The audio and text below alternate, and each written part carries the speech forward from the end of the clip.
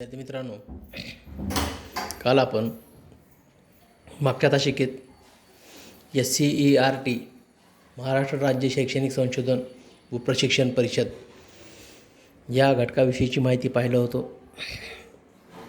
आज आपल्याला पुढील त्यातला भाग पाहायचा आहे, ज्याचा उल्लेख आपण मागच्या तासिकेत केला होता.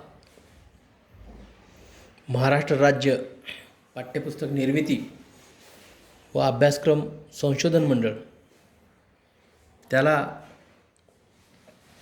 बालभारती या नावानेही ओळखतात आणि बालभारती हेच नाव महाराष्ट्रामध्ये जास्तीत जास्त लोकांना परिचित असलेलं नाव आहे. हे बालभारती देखील संस्था, या संस्थेचं मुख्य कार्यालय पुणे येथेच आहे. ही बालभारती शिक्षण क्षेत्रामध्ये पुस्तक निर्मिती करण्याचं काम करते. अभ्यासक्रम तयार करण्यासाठी शासनाच्या वतीनं SCERTच्या माध्यमातून प्रयत्न केला जात असतो आणि केलेला अभ्यासक्रम, या अभ्यासक्रमाचे पुस्तक हे बालभारतीच्या माध्यमातून प्रकाशित होऊन ते शालेय स्तरापर्यंत विद्यार्थ्यापर्यंत बालभारती पोहोचवण्याचं काम करत असते. महाराष्ट्र राज्य पाठ्यपुस्तक निर्मिती व अभ्यासक्रम संशोधन मंडळ बालभारती ही राज्य शासनाच्या आधिपत्याखाली असलेली एक स्वायत्त संस्था आहे. यावर राज्य शासनाचंच लक्ष आहे. राज्य शासनाच्या नियंत्रणाखाली ही काम करत असते आणि या बालभारतीच्या माध्यमातून पुस्तक निर्मिती शासनाच्या नियमांच्या अधीन राहून ही स्वायत्त संस्था पुस्तक निर्मिती करण्याचं काम करते. या संस्थेची स्थापना कोठारी आयोगाच्या शिफारशीनुसार आपण अगोदरच्या प्रकरणामध्ये पाहिलेलं आहे. सर्व आयोग, त्यामध्ये कोठारी आयोगाला म्हणजे 64-66चा आयोग म्हणून ही भारतीय शिक्षणामध्ये त्याची ओळख आहे. आणि या कोठारी आयोगाच्या शिफारशीनुसार 27 जानेवारी 1967 साली बालभारती या संस्थेची निर्मिती करण्यात आली, स्थापना झाली. महाराष्ट्र राज्याचे शालेय शिक्षण मंत्री हे या बालभारतीचे पदसिद्ध अध्यक्ष असतात. सध्याचे जे शालेय शिक्षण मंत्री आहेत त्या वर्षाताई गायकवाड, त्या या परिषदेच्या अध्यक्ष आहेत. जे कोणी राज्याचे शिक्षण मंत्री असतात ते शिक्षण मंत्री या परिषदेचे अध्यक्ष असतात.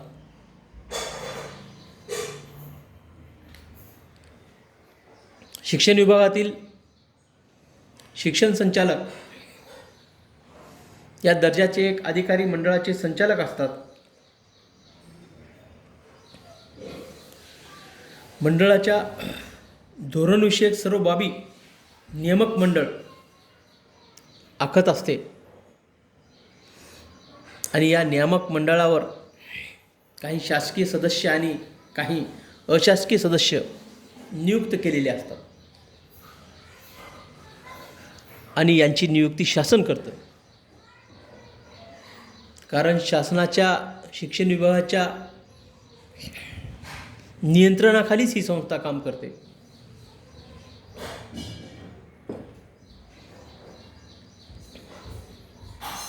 यामध्ये काही शासकीय सदस्य तर काही अशासकीय सदस्य देखील असतात.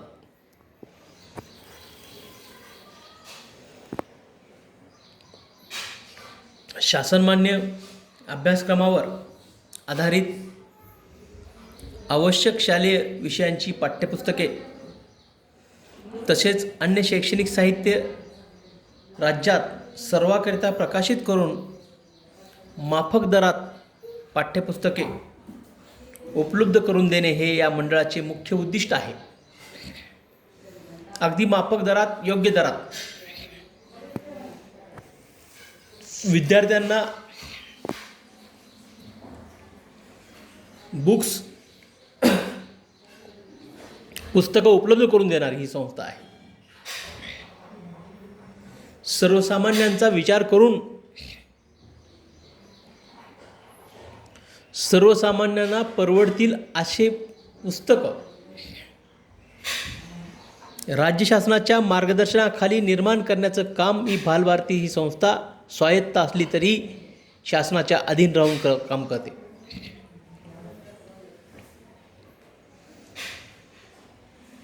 आणि विद्यार्थ्यांपर्यंत पुस्तक पोहोचवण्याचं कार्य करते. म्हणून शिक्षण क्षेत्रामध्ये या संस्थेला खूप महत्त्व आहे. पाठ्यपुस्तक मंडळाची ही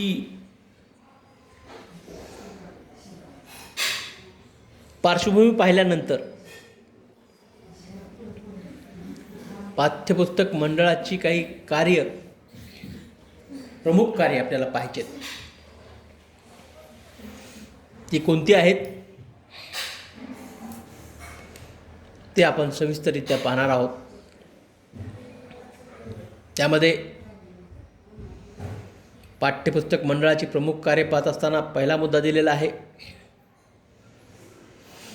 विद्यार्थ्यांसाठी शासनमान्य अभ्यासक्रमानुसार शालेय विषयांची पाठ्यपुस्तके व शैक्षणिक साहित्य तयार करणे, प्रकाशित करणे व त्याचे वितरण करणे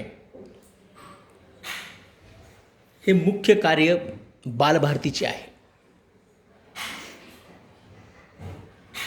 शासनाने मान्य केलेला जो अभ्यासक्रम असतो त्या अभ्यासक्रमाच्या अनुषंगाने पाठ्यपुस्तकाची निर्मिती, त्यामध्ये शैक्षणिक साहित्याचा वापर म्हणजे शैक्षणिक साहित्य तयार करणं, ते प्रकाशित करणं व ते वितरित करणं हे देखील कार्य पाठ्यपुस्तक मंडळाच्या कार्यामधलं प्रमुख कार्य आहे. दुसरं कार्य सांगितलेलं आहे पाठ्यपुस्तकाचे मूल्यमापन करणे.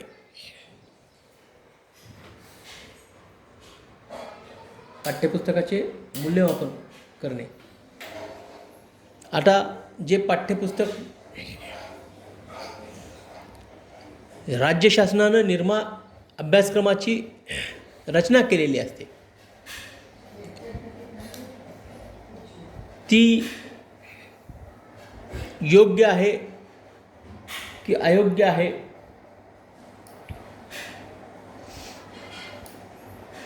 ती कशी असावी, त्या रचनेची मांडणी कशी करावी, ही सर्व कार्य पाठ्यपुस्तक मंडळाची कार्य असतात. मग ते पुस्तक कुठल्या वर्गाला कुठल्या साईजचं असलं पाहिजे, कुठल्या वर्गातील मुलांना त्याच्या वयाचा विचार करून मधील फॉन्ट अक्षरांचा वापर करणे,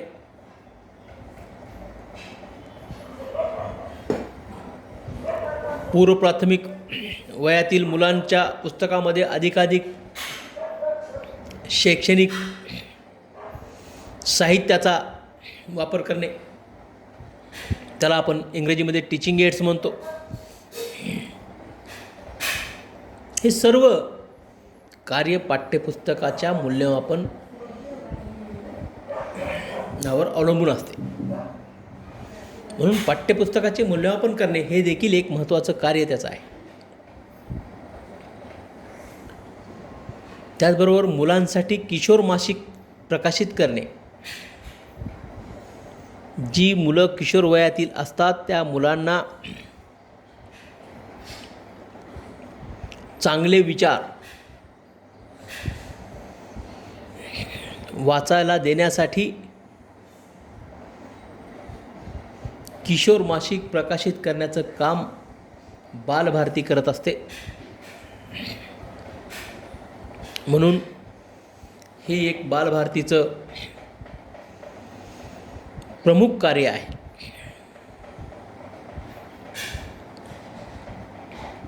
पुढचं कार्य दिलेलं आहे पूरक शैक्षणिक साहित्याची निर्मिती करणे. जे शैक्षणिक साहित्य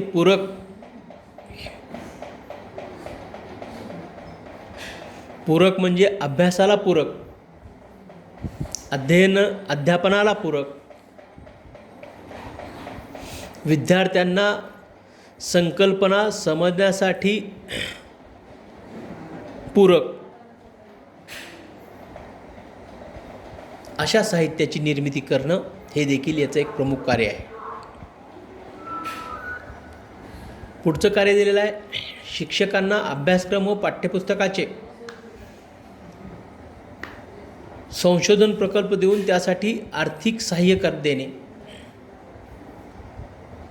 आता अभ्यासक्रम व पाठ्यपुस्तकासंबंधीचे संशोधन प्रकल्प देऊन शिक्षकाकडून हे काम करून घेण्याचं कार्य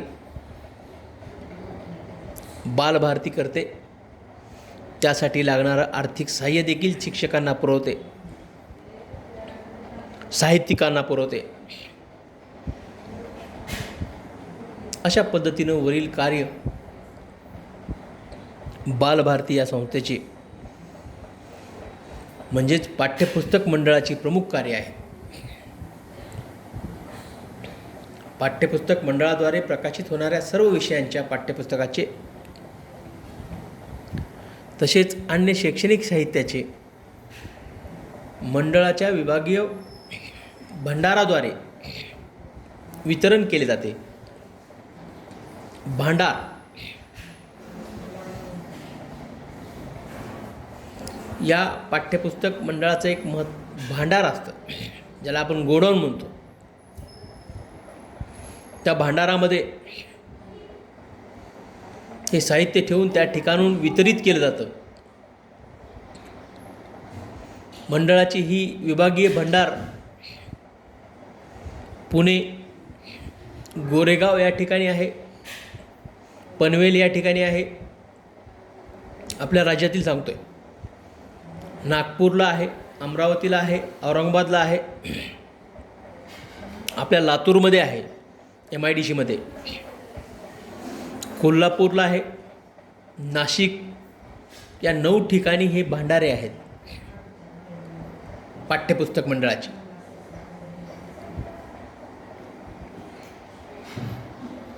या 9 ठिकाणावरून संबंध महाराष्ट्रातील सर्व शाळा आणि ज्युनियर कॉलेजेसपर्यंत हे पाठ्यपुस्तक मंडळ शाळा आणि कॉलेजेसला आणि विद्यार्थ्यांना पुस्तकं पोहोच करण्याचं कार्य करतं.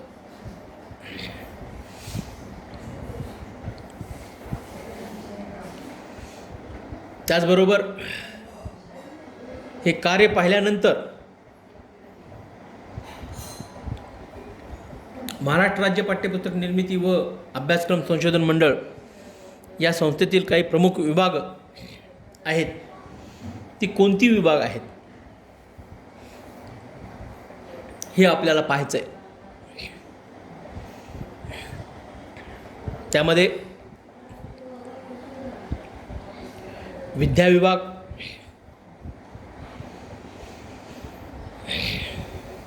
हे एक महत्त्वपूर्ण विभाग त्यामध्ये कार्यरत असतो.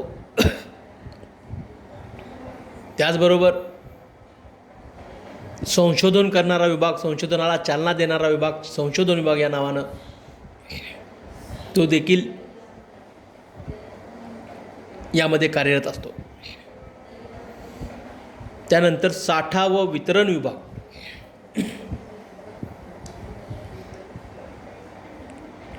जो काही पुस्तकाचा साठा असेल आणि त्या साठ्याचं वितरण करणारा एक स्वतंत्र विभाग हा देखील यामध्ये कार्यरत असतो. संगणक विभाग हा एक महत्त्वपूर्ण विभाग त्यामध्ये असतो. सर्व माहितीचं PDF असेल, प्रकाशनापूर्वीची सर्व माहिती कलेक्ट करून संगणकावर फीड केली जाते. त्यामुळे तो एक स्वतंत्र विभाग त्या ठिकाणी आहे. त्यानंतर निर्मिती विभाग एक आहे. पुस्तकांची ज्या केलेल्या माहितीच्या संकलनाची निर्मिती करण्याचं काम पाठ्यपुस्तक मंडळामध्ये हा विभाग करतो. तो एक त्याच्यातला स्वतंत्र विभाग आहे. प्रशासन विभाग शासनाच्या ज्या काही सूचना असतील, प्रशासनाच्या ज्या काही वेळोवेळी केलेल्या गाईडलाईन असतील,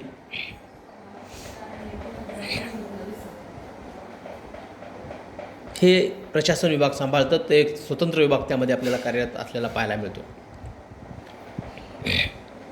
त्यानंतर प्रकाशन विभाग हा प्रकाशनाचं काम करतो. त्यानंतर किशोर हे मासिक प्रकाशित होतं म्हणून किशोर विभाग या मासिक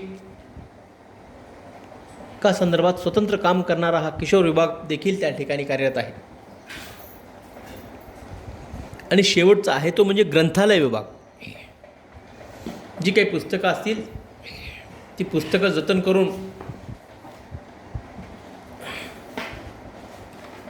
योग्य त्या ठिकाणी पुरवठा करण्यासाठी आणि योग्य लोकांना उपलब्ध करून देण्यासाठी हा ग्रंथालय विभाग देखील स्वतंत्र त्या ठिकाणी कार्यरत आहे. अशा पद्धतीनं महाराष्ट्र राज्य पाठ्यपुस्तक निर्मितीचं काम महाराष्ट्रामध्ये आहे. या पाठ्यपुस्तक मंडळाचे ह्या स्वायत्त विभाग आहे हे आपण पाहिलं. या पाठ्यपुस्तक मंडळाचे अध्यक्ष राज्याचे शिक्षण मंत्री असतात हे देखील पाहिलं. आणि राज्यामध्ये हे कसं कार्य करतो, त्याची प्रमुख कार्य काय आहेत, ह्या सर्व बाबी आज आपण इथं पाहिलेल्या आहेत. आता तुम्हाला पाठ्यपुस्तक मंडळ, त्याला बालभारती म्हणतात, याविषयीची माहिती सविस्तर समजलेली आहे.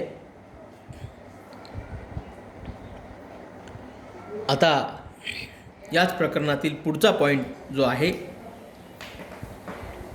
तो आपण अभ्यासणार आहोत. त्याचं नाव आहे महाराष्ट्र राज्य माध्यमिक व उच्च माध्यमिक शिक्षण मंडळ पुणे. हे महाराष्ट्र राज्य माध्यमिक व उच्च माध्यमिक शिक्षण मंडळ पुणे येथे आहे.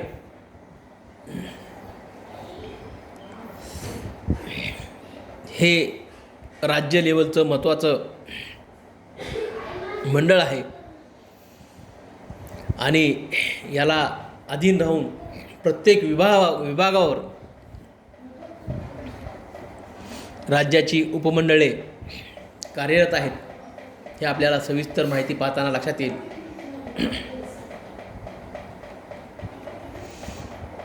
10वी आणि 12वी त्याला आपण बोर्ड म्हणतो. हे बोर्ड 10वी-12वीच्या परीक्षा घेऊन गुणपत्रक व प्रमाणपत्र कोणत्या संस्थेद्वारे दिले जाते हे जर कोणी विचारलं तर त्याचं महाराष्ट्र राज्य माध्यमिक व उच्च माध्यमिक शिक्षण मंडळाद्वारे दिले जाते हे आपल्याला सांगता आलं पाहिजे. 10वी आणि 12वीचा बोर्ड हे 10वी आणि 12वीच्या विद्यार्थ्यांच्या परीक्षा घेऊन त्या मुलांना त्यांचं मूल्यमापन करून गुणपत्रक वितरित करण्याचं काम ही संस्था राज्यामध्ये करते.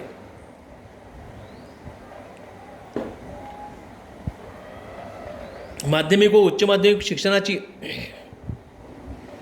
संबंधित धोरणे ठरवून ती धोरणे राबवण्यासाठी महाराष्ट्र राज्य माध्यमिक व उच्च माध्यमिक शिक्षण मंडळ 1 जानेवारी 1966 रोजी या मंडळाची देखील स्थापना करण्यात आलेली आहे. 1 जानेवारी 1966 रोजी महाराष्ट्र राज्यातील 9 विभागामध्ये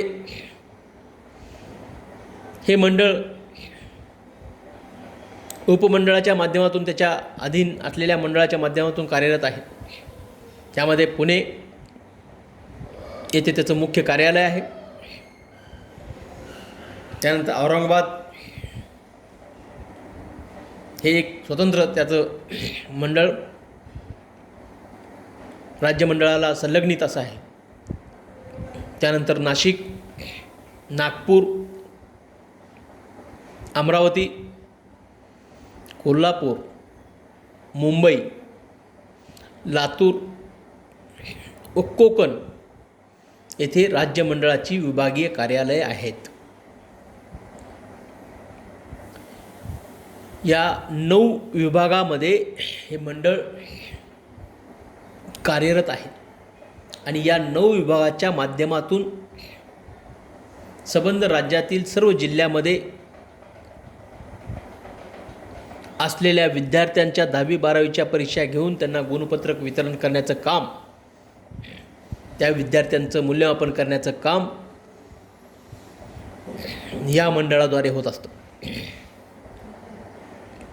राज्य मंडळाची कार्य ती पार्श्वभूमी पाहिल्यानंतर प्रमुख कार्य कोणती आहेत हे आपल्याला पाहायचे.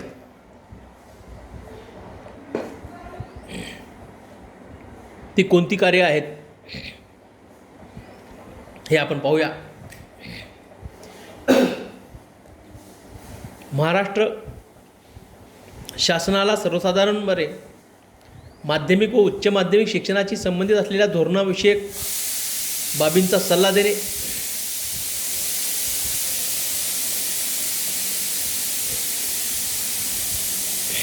महाराष्ट्र शासनाला सर्वसाधारणपणे माध्यमिक उच्च माध्यमिक शिक्षणासाठी संबंधित असलेल्या धोरणविषयक बाबींचा सल्ला देणे, त्याचबरोबर माध्यमिक व उच्च माध्यमिक शालांत परीक्षा घेणे व त्याचा निकाल जाहीर करणे हे देखील त्याचं एक प्रमुख कार्य आहे. त्यानंतर अभ्यासक्रम शिक्षण देण्याच्या व परीक्षा पद्धतीचे मूल्यमापन करणे, त्यातील सुधारणासाठी संशोधन करणे हे काम राज्यमंडळाचं प्रमुख कार्य आहे.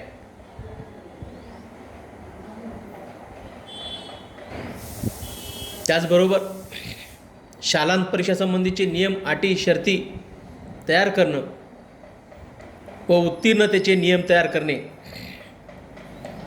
व त्या मुलांना प्रमाणपत्र देणे हे देखील कार्य या अभ्यास मंडळाचं आहे, परीक्षा मंडळाचं आहे. त्याला आपण बोर्डाचं म्हणतो. व शेवटचं कार्य आहे विभागीय मंडळाच्या कामकाजाची तपासणी करणे व नियंत्रण ठेवणे.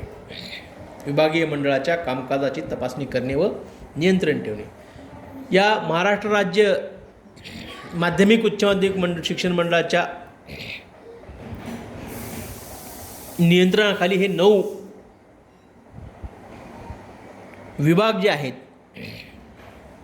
हे विभागीय मंडळावर या मुख्य मंडळाचं नियंत्रण असतं आणि या मंडळाच्या नियंत्रणाखाली राहून हे 9 उपविभागामधले जे काही उपविभाग मंडळाचे आहेत हे मंडळ कार्य करतात, हे त्याच्या अधीन राहून कार्यरत असतात. या सर्वांवर नियंत्रण ठेवणे हे या मंडळाचं महत्त्वाचं कार्य आहे. आणि शेवटचं कार्य आहे शिक्षण संक्रमण मासिक प्रकाशित करणे. शिक्षण संक्रमण शिक्षणामध्ये जी काही होत असलेले बदल आहेत या बदलाविषयीची माहिती संकलित करून ती प्रकाशित करून शिक्षणातील बदल काळानुसार त्यामध्ये बदल करून त्या बदलाविषयीची माहिती या शिक्षण संक्रमण मासिकातून प्रकाशित करण्याचं काम हे मंडळ करतं. हे देखील एक महत्त्वपूर्ण कार्य या मंडळाचं आहे. अशा पद्धतीनं महाराष्ट्र राज्य माध्यमिक व उच्च माध्यमिक शिक्षण मंडळ पुणे या संस्थेविषयीची माहिती आपण सविस्तररित्या पाहिलेली आहे. उद्या आपण महाराष्ट्र राज्य परीक्षा परिषद पुणे या संस्थेविषयीची माहिती सविस्तररित्या पाहणार आहोत. ते आपण उद्याच्या तासिकेत पाहूया.